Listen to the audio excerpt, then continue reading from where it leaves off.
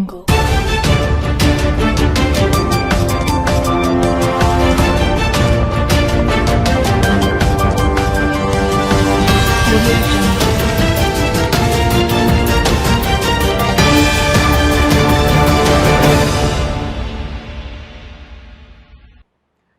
News కి స్వాగతం.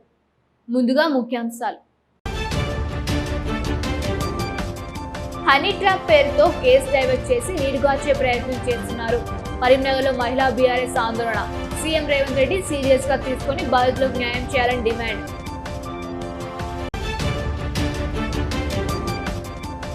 ఈడెక్కిన ఉమ్మడి కరీంనగర్ జిల్లా రాజకీయాలు. బండి సంజయ్ తరుణ్ని అరెస్ట్ చేయకపోవడాన్ని నిరసిస్తూ ఆందోళన. వెంటనే బండి భగీరథను అరెస్ట్ చేసి బాధితురాలికి న్యాయం చేయాలని డిమాండ్.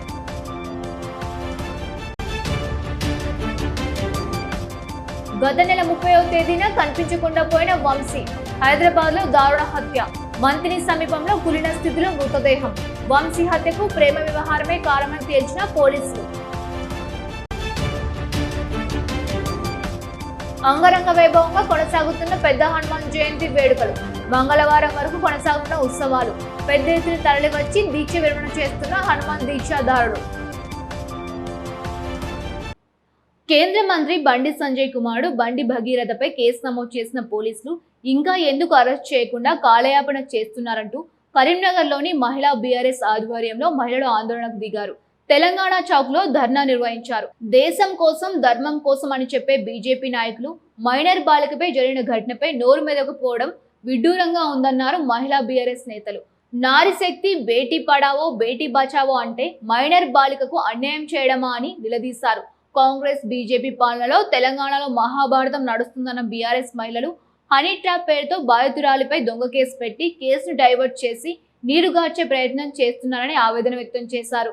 కేంద్రంలోని పెద్దలు బండి సంజయ్ ని బర్తీఫ్ చేయాలని, బండి తన ఎంపీ పదవికి రాజీనామా చేయాలని డిమాండ్ చేశారు. సీఎం రేవంత్ రెడ్డి ఈ కేసును సీరియస్ గా తీసుకుని బాధితురాలకు న్యాయం చేయాలని తెలిపారు. లేని పక్షంలో బాధితుల పక్షాన బీఆర్ఎస్ పోరాడుతుందని హెచ్చరించారు.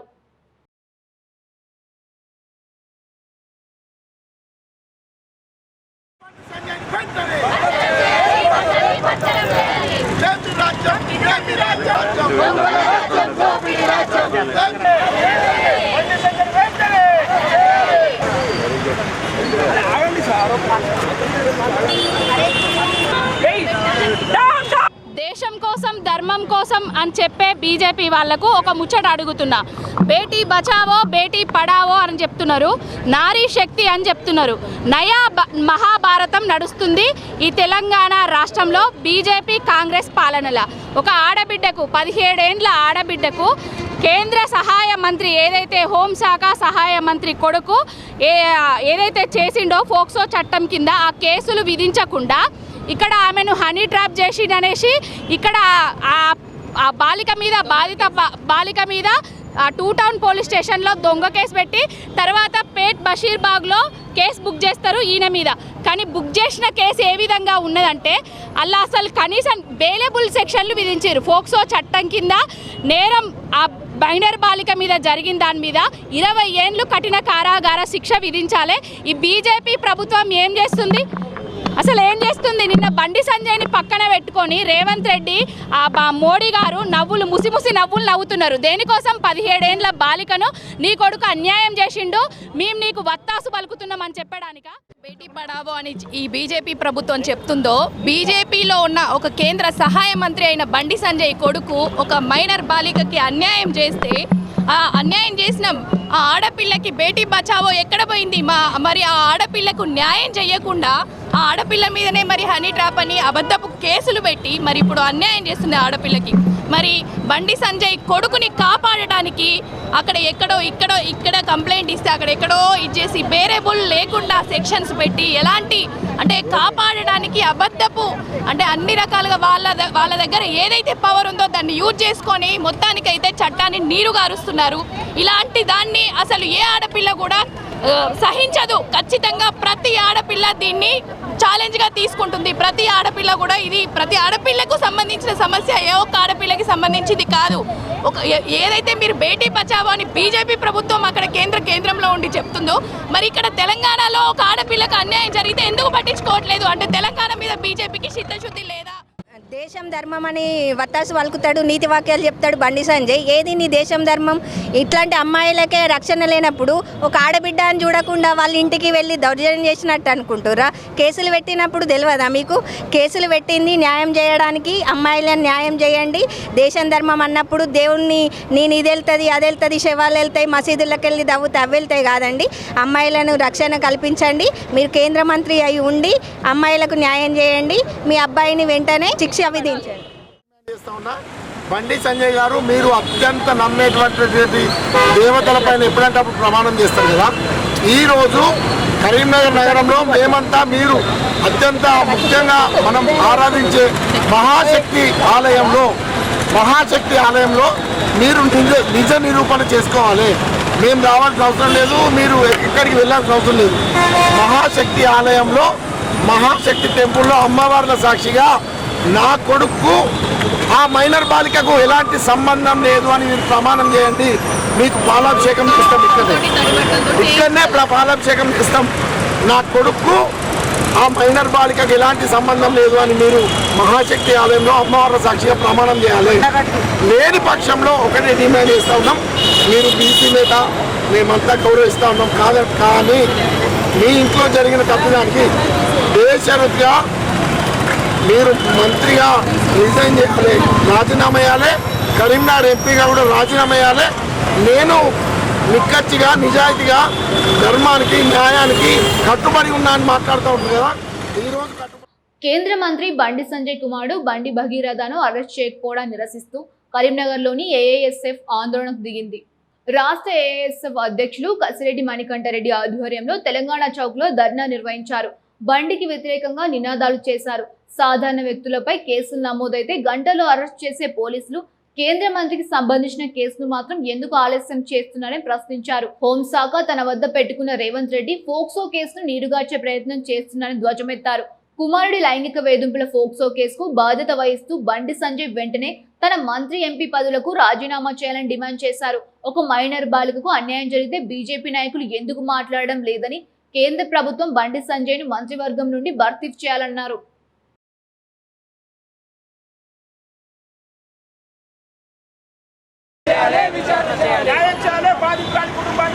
బీజేపీ నాయకులు బేటీ పడావో బేటీ బచావో అంటే ఇదేనా? రాజీనామా చేయాలి. కేంద్ర సంజయ్ కో న్యాయమా?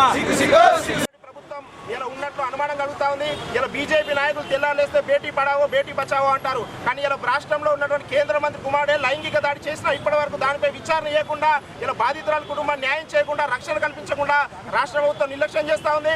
ఇలా ఎక్కడో రాష్ట్రంలో జరిగితే, మారుమూల ప్రాంతంలో జరిగితే గగ్గోలు పెట్టి ఎగిరెగిరిపడే బండి సంజయ్ తన కుమారుడు మైనర్ బాలికపై లైంగిక దాడి చేసినా ఇప్పటి వరకు దానిపై స్పందించకుండా ఉండడం సిగ్గుచేటు. ఇలా కుమారుని ఘటన నిరసిస్తూ బండి సంజయ్ వెంటనే కేంద్ర మంత్రి పదవికి, ఎంపీ పదవికి రాజీనామా చేయాలని ఏఐఎస్ఎఫ్ డిమాండ్ చేస్తా ఉన్నాం. రాష్ట్ర ప్రభుత్వం ఫోక్సో చట్టం నిందితులు ఎవరైనా, ఎంత పెద్దవారైనా, ఎవరి కుమారుడైనా వదిలిపెట్టమని గగ్గోలు పెట్టే రేవంత్ రెడ్డి గారు ఇలా కేంద్ర మంత్రి కుమారుడు మైనర్ బాలికపై లైంగిక దాడి చేస్తే ఎందుకు మాట్లాడతలేరు, ఎందుకు విచారణ చేయబడతలేరు, ఎందుకు నిందితులను అరెస్ట్ చేయకుండా కాలక్షేపం చేస్తారని ఏఐఎస్ఎఫ్ ప్రశ్నిస్తా ఉన్నాం. వెంటనే ఈ ఫోక్సో కేసు చట్టంపై ప్రభుత్వం విచారణ చేసి బాధితురాల కుటుంబాన్ని న్యాయం చేయాలి, నిందితులను అరెస్ట్ చేయాలి. లేని పక్షంలో ఏఎస్ఎఫ్ అతను ఢిల్లీ వేదిక సైతం కూడా ఇలా కేంద్ర మంత్రి పదవి రాజీనామా చేసేంత వరకు కూడా ఏఎస్ఎఫ్ ఉద్యమిస్తాం. ఈరోజు బండి సంజయ్ కుమార్ను అరెస్ట్ చేయాలని కోరుతూ ఏఎస్ఎఫ్ ఆధ్వర్యంలో ఇలా నిరసన కార్యక్రమం చేపట్టడం జరిగింది. ఇలా మారుమూల ప్రాంతంలో అత్యాచారం జరిగితే గగ్గోలు పెట్టేటువంటి బండి సంజయ్ ఇలా తన కుమారుడు అత్యాచారం చేస్తే ఎందుకు స్పందించలేడమని ప్రశ్నిస్తున్నాం.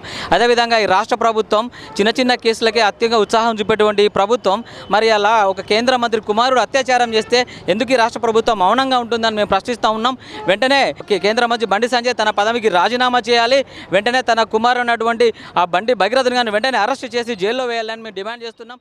కేంద్ర మంత్రి బండి సంజయ్ కుమారుడిపై కేసు విషయంలో ఉమ్మడి జిల్లాలో రాజకీయాలు హీటెక్కుతున్నాయి. బాధితురాలికి న్యాయం చేయడంలో పోలీసులు జాప్యంపై బీఆర్ఎస్ శ్రేణులు ఆగ్రహం వ్యక్తం చేస్తున్నారు. రాజన్న సిరిసిల్ల జిల్లా గంభీరావుపేటలో మీడియాతో మాట్లాడిన బీఆర్ఎస్ శ్రేణులు భగీరథపై ఫోక్సో కేసు నమోదు చేయడంలో పోలీసులు జాప్యంపై సీరియస్ అయ్యారు. న్యాయం కోసం బాధితురాలు పోలీస్ స్టేషన్ కు వెళ్తే కేసు నమోదు చేయడానికి 8 గంటల సమయం ఎందుకు పట్టిందని ప్రశ్నించారు. చట్టం అధికారంలో ఉన్నవారు చుట్టం కావద్దని, ప్రతి ఒక్కరికి చట్టం ఒకే విధంగా ఉండాలన్నారు. కొంతమందికి ఒక తీరు, ఇంకొంతమందికి ఇంకో తీరులాగా ఉండకూడదని అన్నారు. కేంద్ర సహాయ మంత్రి తనయుడు ఒక మైనర్ బాలికపై చేసిన వ్యవహారం దేశం తలదించుకునేలా ఉందని, రాష్ట్ర ప్రభుత్వం వెంటనే స్పందించి విచారణ చేపట్టి బాలికకు న్యాయం చేయాలని డిమాండ్ చేశారు. లేనిడల బాధితురాలకు అండగా నిలిచి న్యాయం జరిగేంత వరకు బీఆర్ఎస్ ఉద్యమాలు చేస్తుందని వార్నింగ్ ఇచ్చారు. అందరికి ఒకటేనా, లేకపోతే మరి అధికారులతో ఉన్నోళ్ళకి కొంచెం సపరేట్ ఉంటుందా, ఎక్స్ట్రా బెనిఫిట్స్ ఉంటుందా అని చెప్పేసి నేను ప్రశ్న అడుగుదాం అనుకుంటున్నాను. నా యొక్క ప్రశ్న కాదు, మొత్తం అందరికీ వాళ్ళు అడగలేకపోతున్నారు. వాళ్ళ తరఫున కూడా నేనే అడుగుతున్నా. మరి ఏంటిది ఇది? మన కేంద్ర మంత్రి అంత పెద్ద పొజిషన్లో ఉన్న వ్యక్తి కొడుకు అంత తప్పు చేసినప్పుడు ఎవరు ప్రశ్నించేటోళ్ళే లేరా? మన కేసీఆర్ కేటీఆర్ ఉంటే ఇట్లనే చేస్తారా? ఇప్పుడు మన సీఎం గారు మన రేవంత్ రెడ్డి సార్ ఉన్నారు కాబట్టి వాళ్ళు ఏం చేస్తున్నారు? ఇప్పుడు పాక్సో యాక్ట్ అంటే ఒక మహిళ లెక్క నేను మాట్లాడుతున్నా, ఒక నార్మల్ మహిళలాగా మాట్లాడుతున్నా.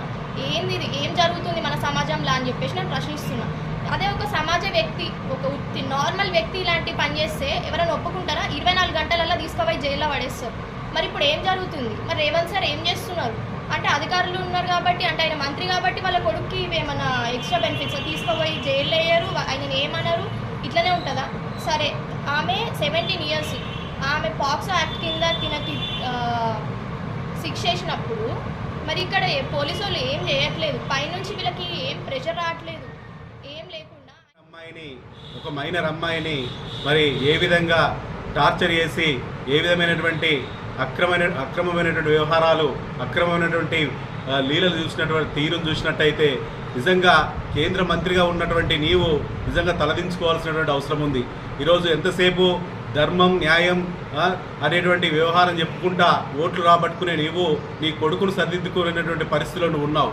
మరి ఈరోజు మీ పార్టీ యొక్క నినాదం ఏందో మీకు తెలుసా అని అడుగుతున్నాం. మీ పార్టీ నాయకుడు మోడీ గారు చెప్పేటువంటి నినాదం బేటీ బచావో అంటాడు. మరి మీరు చూసినట్టయితే ఒక 17 ఏళ్ళ అమ్మాయిని మరి ఎట్లా అత్యాచారమైన వ్యవహారంలో మరి మీ కొడుకు ఏ విధంగా పాల్గొంటాడో మేము అడుగుతూ ఉన్నాం. మరి వెంటనే ఈ రాష్ట్ర ప్రభుత్వంలో ఉన్నటువంటి కాంగ్రెస్ ప్రభుత్వం మరి మీకు కళ్ళ కనబడతలేదా ఈ వ్యవహారం అని అడుగుతూ ఉన్నాం. గత 3 నెలల నుంచి జరుగుతున్నటువంటి ఈ వ్యవహారాన్ని మరి రాష్ట్ర ప్రభుత్వం రేవంత్ రెడ్డి మరి బండి సంజయ్కి వత్తాసు పలుకుతూ మరి బీజేపీ ప్రభుత్వం. పెద్దపల్లి జిల్లా రామగిరి మండలం సింగిరెడ్డిపల్లి గ్రామానికి చెందిన జూలా వంశీ అనే దళిత యువకుడు దారుణ హత్యకు గురయ్యాడు. మంతిని మండలం గాడిదల గండి సమీపంలో కులిన స్థితిలో యువకుడి మృతదేహం లభ్యమైంది. ఏప్రిల్ 30వ తేదీ నుండి వంశీ కనబడకుండా పోవడంతో 4 రోజుల తర్వాత అతని కుటుంబ సభ్యులు గోదావరిఖని ట్యూటన్ పోలీస్ స్టేషన్లో మిస్సింగ్ కేసు నమోదు చేశారు.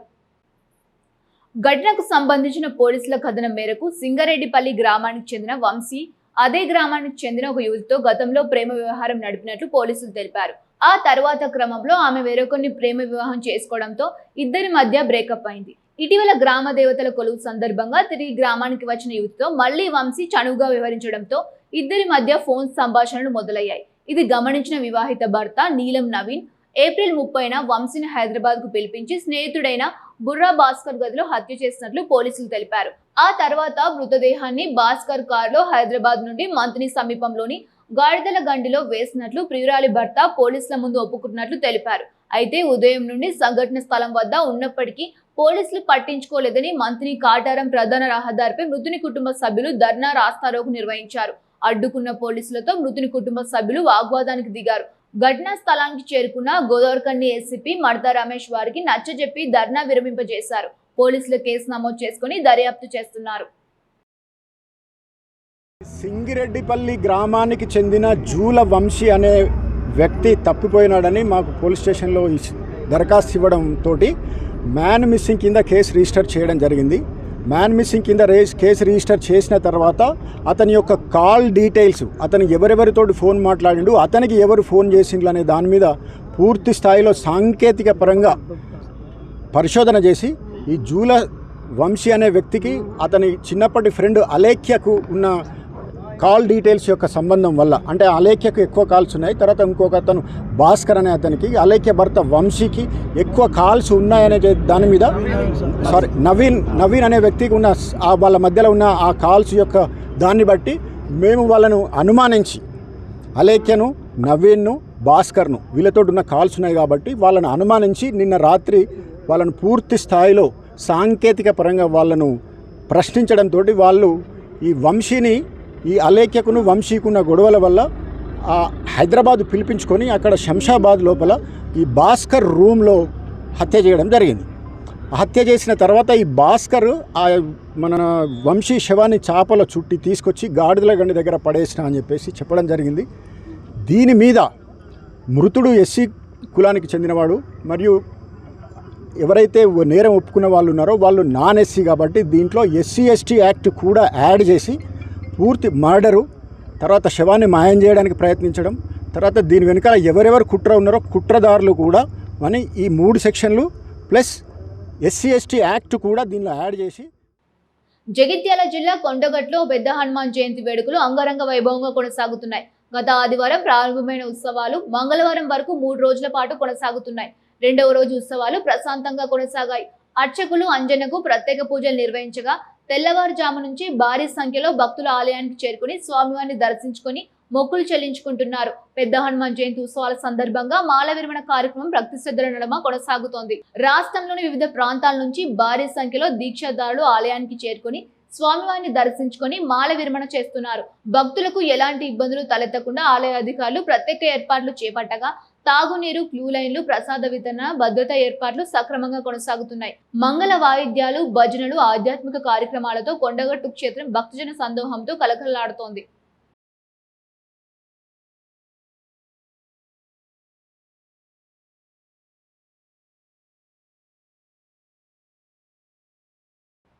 జీవో నెంబర్ 17 రద్దు చేయాలంటూ కరీంనగర్లో SC, ST, BC, minority contract association ఆందోళనకు దిగింది. కలెక్టరేట్ ఎదుట నిర్వహించారు. ప్రభుత్వానికి వ్యతిరేకంగా నినాదాలు చేశారు. కామారెడ్డి బీసీ డిక్లరేషన్ అమలు చేస్తామని గద్దెనెక్కిన కాంగ్రెస్ ప్రభుత్వం అధికారంలోకి వచ్చిన తర్వాత జీవో నెంబర్ 17 తీసుకువచ్చి హామీలన్నీ మరిచిందన్నారు. SC, ST, BC, minority contract association ఉమ్మడి కరీంనగర్ జిల్లా in-charge Konkati Shekhar SC, ST, BC, మైనార్టీలకు కోఆపరేటివ్ సొసైటీల ద్వారా టెండర్లు ఇవ్వాలని డిమాండ్ చేశారు. అంతేకాకుండా ఎస్సీ, ఎస్టీ, బీసీ, మైనార్టీ కాంట్రాక్టులకు ఈఎండి మరియు సెక్యూరిటీ డిపాజిట్ మినహాయింపులు ఇవ్వాలన్నారు.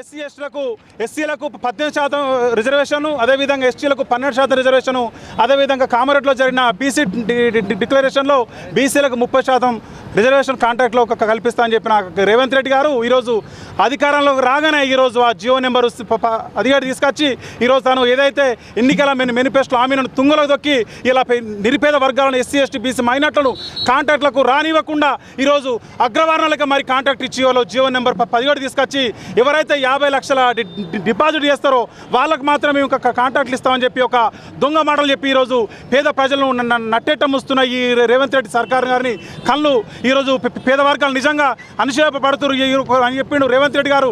ప్రజాపాలన అని చెప్పిండి. ఇలా ప్రజాపాలన ముసుగులో ఏ పాలన వచ్చిందో ఒక్కసారి ప్రజలారా మీరు ఆలోచన చేసుకోండి. ఇలా రేవంత్ రెడ్డి సర్కారు ఈ జియో నెంబర్ 17 తీసుకొచ్చుట్లో ఒకప్పుడు ఎస్సీ, ఎస్టీ, బీసీలు, మైనార్టీలు ఇలా చిరు కాంట్రాక్టులు కనీసం నెలకు 20,000, 30,000 రూపాయలు వచ్చి వాళ్ళ కుటుంబ పోషణ గడిపే పరిస్థితి గతంలో ఉండే. ఆ రోజు తెలంగాణ ప్రభుత్వం ఉన్నప్పుడు పేద విద్యార్థులు ఉద్యోగ అవకాశాలు లేక రోడ్ల మీద తిరుగుతున్న క్రమంలో విద్యార్థులు ఈ సోషల్ వెల్ఫేర్లో, బీసీ వెల్ఫేర్లో, సంక్షేమ హాస్టల్లో చదువుకున్న వాళ్ళకి అయితేనే ఆ రోజు సంక్షేమ హాస్టల్లో భోజనం ఏ విధంగా ఉంటుందని చెప్పి కేసీఆర్ గారు ఒక ఉన్నతమైన ఆలోచనతో ఈ పేద వర్గాలకి సోషల్ వెల్ఫేర్ కానీ, గురుకులాలు కానీ, లేకపోతే మైనారిటీ అన్ని సంక్షేమ హాస్టళ్లలో ఉండే చిన్న కాంట్రాక్టులను అందరికీ ఈ విద్యార్థులకు ఇవ్వడం జరిగింది. ఈరోజు ఈ కాంగ్రెస్ ప్రభుత్వం వచ్చిన తర్వాత మొన్న జియో నెంబర్ 17ను తీసుకొచ్చి అందులో ఉన్న మొదటి కాలం ఏంటంటే దేశవ్యాప్తంగా ఈ గురుకులాలలో కాంట్రాక్టర్ టెండర్లు వేసుకోవచ్చు అని చెప్తున్నారు. ఈ తెలంగాణలో ఉన్న గురుకుల హాస్టల్లో దేశవ్యాప్తంగా ఉన్న టెండర్లలో చేసేటోడు ఏం పని చేస్తాడు? తెలంగాణలో ఒక జిల్లాలో ఏదైనా అవసరం ఉంటే వారి రాష్ట్రంలో ఎక్కడో తిరిగేటోడు వచ్చి ఈ తెలంగాణలో ఏం పని చేస్తాడని నేను ఈ ప్రభుత్వాన్ని అడుగుతున్నా. రైతాంగ సమస్యలను పరిష్కరించాలంటూ కరీంనగర్లో సిపిఎం ఆందోళన బాట పట్టింది.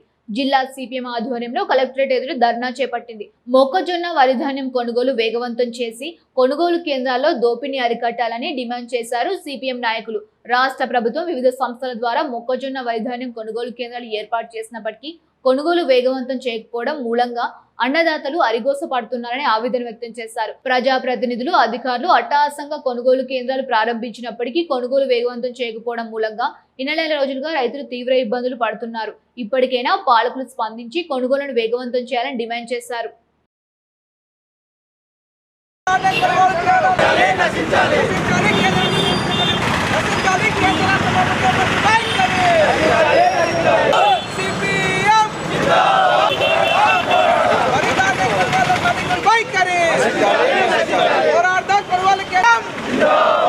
ధాన్యం కొనుగోలు సెంటర్లను సందర్శించడం జరిగింది.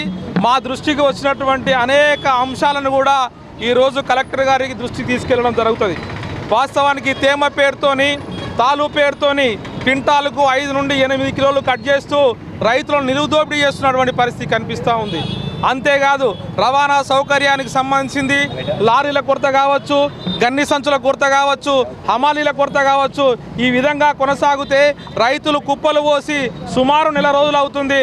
ధాన్యం కుప్పలపైన పడిగాపులు కాస్తున్నటువంటి పరిస్థితి ఉంది. ఒకవైపు వర్షాలు వస్తుందని చెప్పి వాతావరణ శాఖ హెచ్చరిస్తుంది. కొన్ని చోట్ల వర్షాలు పడుతున్నా తడిసిన ధాన్యాన్ని కొనుగోలు చేయడం కోసం ఎక్కడా ముందుకు రానటువంటి పరిస్థితి ఉంది. అంతేకాదు బోనస్ డబ్బులు క్వింటాలకు 500 రూపాయలు ఇస్తామని చెప్పి ప్రగల్భాలు పలికినటువంటి రాష్ట్ర ప్రభుత్వం నేటికి ఇవ్వకపోగా కనీసం కొనుగోలు సెంటర్లో కనీస సౌకర్యాలు కూడా కనిపించినటువంటి పరిస్థితి కనిపిస్తూ ఉంది. ఆ టెంట్లు కానీ, మంచినీటి సౌకర్యం కానీ, అట్లాగే మహిళలకు సంబంధించినటువంటి వాష్రూమ్స్ కానీ లేకపోవడం చాలా సిగ్గుచేటు. ఈ ప్రభుత్వం వెంటనే కొనుగోలు సెంటర్లో సౌకర్యాలు కల్పించాలి, వేగవంతంగా కొనుగోలు పూర్తి చేయాలని చెప్పి సిపిఎం పార్టీగా డిమాండ్ చేస్తున్నాం. ఎప్పుడు తీసుకోము, రా రైస్ మాత్రమే తీసుకుంటామని చెప్పి కేంద్ర ప్రభుత్వం కొర్రీలు పెడుతుంది, ఎఫ్సిఐ కొర్రీలు పెడుతుంది.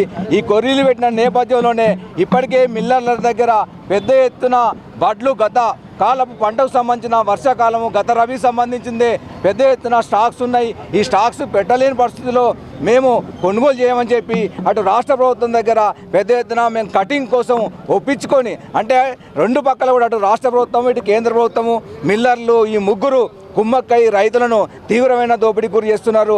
అది కరీంనగర్ జిల్లా లాంటి చోట ఎండలు తీవ్రంగా ఉన్న మేలో వచ్చిన పంట పైన తీవ్రంగా ప్రభావం పడింది. తక్షణం కొనుగోలు పూర్తి చేయాలి. సిద్దిపేట జిల్లా బెజ్జంకి మండల కేంద్రంలోని మోడల్ స్కూల్లో రాష్ట్ర ప్రభుత్వం ఆధ్వర్యంలో నిర్వహిస్తున్న ఉచిత వేసవి ప్రత్యేక శిబిరాన్ని సోమవారం గ్రామ సర్పంచ్ బొల్లం శ్రీధర్ ఘనంగా ప్రారంభించారు. ఈ సందర్భంగా ఆయన మాట్లాడుతూ విద్యార్థులు వేసవి సెలవును వృధా చేసుకోకుండా తమ ప్రతిభను పెంపొందించుకోవాలనే ప్రభుత్వం ప్రత్యేకంగా ఈ శిబిరాలు ఏర్పాటు చేసిందన్నారు. విద్యార్థులు విద్యతో పాటు క్రీడలు, కళలు, వ్యక్తిత్వ వికాసం వంటి అంశాల్లోనూ నైపుణ్యం సాధించాలని సూచించారు. మే 11వ తేదీ నుంచి 20వ తేదీ వరకు కొనసాగుతున్న ఈ శిబిరంలో 6వ తరగతి నుంచి 10వ తరగతి వరకు విద్యార్థులకు ప్రత్యేక శిక్షణ అందించనున్నారని తెలిపారు.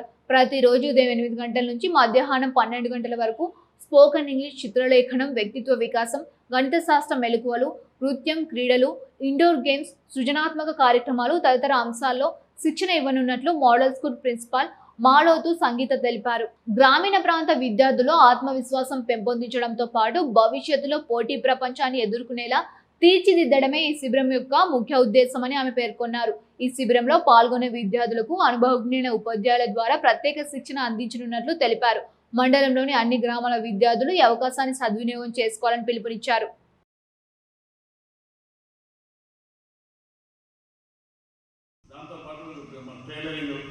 తదితర కోర్సులు మేడం చెప్పింది. అందులో మీకు ట్రైనింగ్ ఇస్తారు. అలాగే మీకు సబ్జెక్టు క్లాసులలో ఏదన్నా కొంచెం డౌట్స్ ఉంటే మీరు అడగలేదు. ఈ శిక్షణ శిబిరం కూడా మీరు అడగచ్చు, అందరికీ చదువుతారు, ఫ్రీగా అడగచ్చు. వాళ్ళు ఆ క్లాస్లో మీరు ఇబ్బంది అయితే కొందరు అడగలేదు అందరి ముందు. ఇప్పుడు మీరు అడగచ్చు, వాళ్ళు మంచిగా చెప్తారు. ఇంకోటి ఏంటంటే మీరు ఇప్పుడు వచ్చింది కదా, మీ చెల్లెలకు కానీ మీ అక్కలకు కానీ తమ్ముళ్ళు చెప్పండి, ఖచ్చితంగా రేపటి మనం ఈ శిబిరానికి రావాలి. ట్రైనింగ్ సెంటర్కి మా మేడం చెప్పండి, మీ పేరెంట్స్ చెప్పండి. ఎందుకంటే తమ్ముళ్ళు తీసుకుపోవాలి, చెల్లెలు తీసుకుపోవాలి. వాళ్ళు ఉపాధి హామీ కూలీలకు దాదాపు దగ్గరికి వస్తారు మేడం. 70% వాళ్ళ పేరెంట్స్ మార్నింగ్ 7 to 12 కూలీకి వెళ్తారు ఉపాధి హామీ. అందుకే పిల్లలు వాళ్ళు పంపించలేకపోతారు. ఈరోజు రేపటి మా వార్డు సభ్యులందరూ వాళ్ళని మోటివేట్ చేసి తప్పకుండా పిల్లల్ని పంపే ఏర్పాటు చేస్తారు. రాజన్న సిరిసిల్ల జిల్లా గంభీరావుపేట బరిగెలగూడెం కాలనీలో ఇందిరమ్మ ఇల్లు నిర్మాణానికి భూమి పూజ కార్యక్రమాన్ని నిర్వహించారు. ఈ కార్యక్రమానికి మండల కాంగ్రెస్ అధ్యక్షులు హమీద్ ముఖ్య అతిథిగా హాజరై భూమి పూజ నిర్వహించి నిర్మాణ పనులను ప్రారంభించారు. కాంగ్రెస్ ప్రభుత్వం అధికారంలోకి వచ్చిన 2.5 ఏళ్లలో ఇచ్చిన హామీలను నెరవేరుస్తున్నామన్నారు హమీద్. నిరుపేదల సొంతింటి కళ నెరవేర్చడమే ధ్యేయంగా ఇల్లు లేని ప్రతి ఒక్కరికి ఇందిరమ్మ ఇల్లు ఇస్తున్నామన్నారు. మొదటి విడతలో మండలంలో 200 మంది ఇల్లు కట్టుకుని గృహప్రవేశాలు చేసుకున్నారని, రెండో విడతలో లబ్ధిదారులు భూమి పూజ చేసుకుంటున్నారన్నారు. రానున్న రోజుల్లో కాంగ్రెస్ ప్రభుత్వానికి అండగా ఉండి ప్రభుత్వ పథకాలను సద్వినియోగం చేసుకోవాలని కోరారు.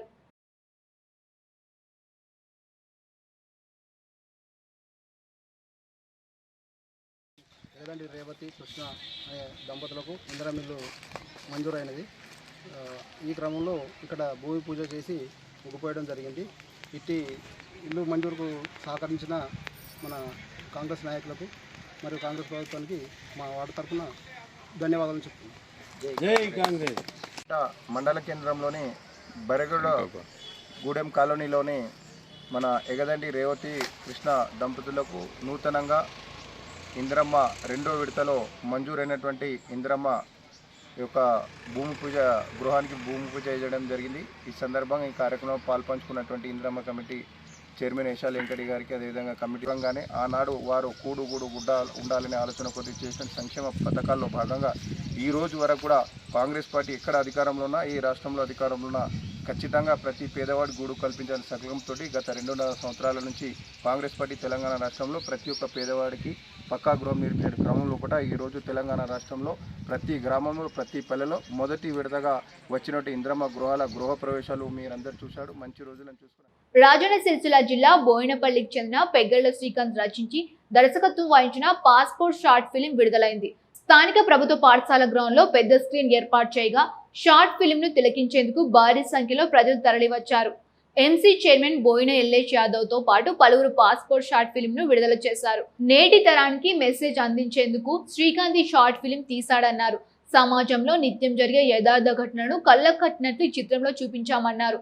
ఈ షార్ట్ ఫిలింలో సందగిరి శేఖర్, సాన్విక, ప్రశాంత్, ఆంజనేయులు, శ్రీనివాస్ రెడ్డి, మిన్సీ, సాంబ మహేందర్ నటీనటులుగా నటించారు. ఈ సందర్భంగా ఏఎంసీ చైర్మన్ మాట్లాడుతూ బోయినపల్లి మండల కేంద్రానికి చెందిన శ్రీకాంత్ మంచి సందేశాన్ని అందించే షార్ట్ ఫిలిం తీయడం అభినందనీయమన్నారు. ఇలాగే మరెన్నో షార్ట్ ఫిలింలు తీసి మంచి స్థాయికి ఎదగాలని కోరారు.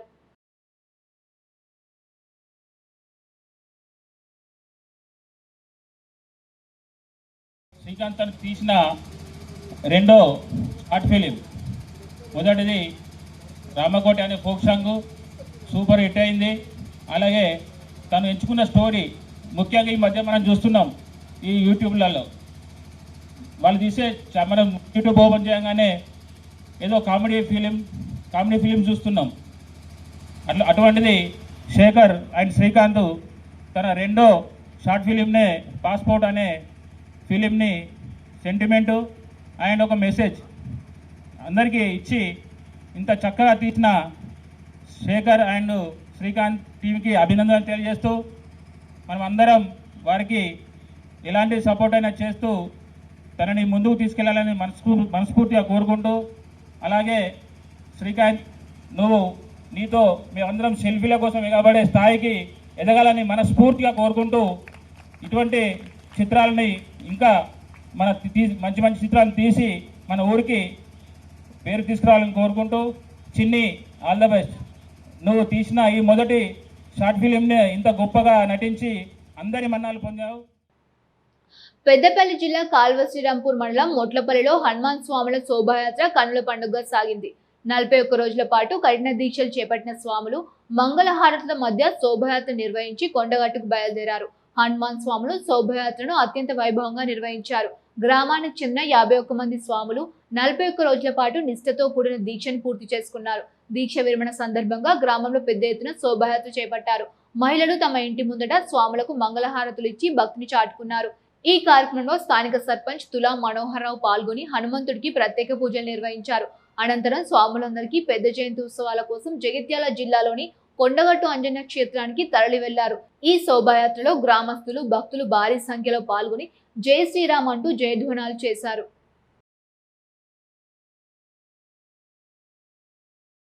ముఖ్యాంశాలు మరొకసారి. హనీ ట్రాప్ పేరుతో కేసు డైవర్ట్ చేసి నీరుగార్చే ప్రయత్నం చేస్తున్నారు. కరీంనగర్లో మహిళా బీఆర్ఎస్ ఆందోళన. సీఎం రేవంత్ రెడ్డి సీరియస్ గా తీసుకుని బాధితులకు న్యాయం చేయాలని డిమాండ్.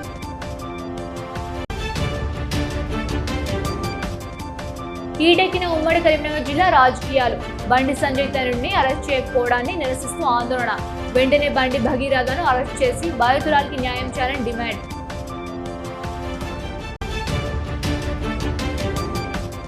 గత నెల 30వ తేదీన కనిపించకుండా పోయిన వంశీ. హైదరాబాద్ లో దారుణ హత్య.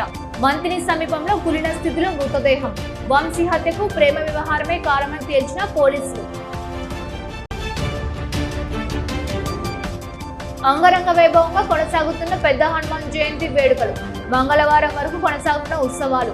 పెద్ద ఎత్తున తరలివచ్చి దీక్ష విరమణ చేస్తున్న హనుమాన్ దీక్షాదారుడు. ఇవి నాటి వార్తలు. చూస్తూనే ఉండండి శ్వేత న్యూస్.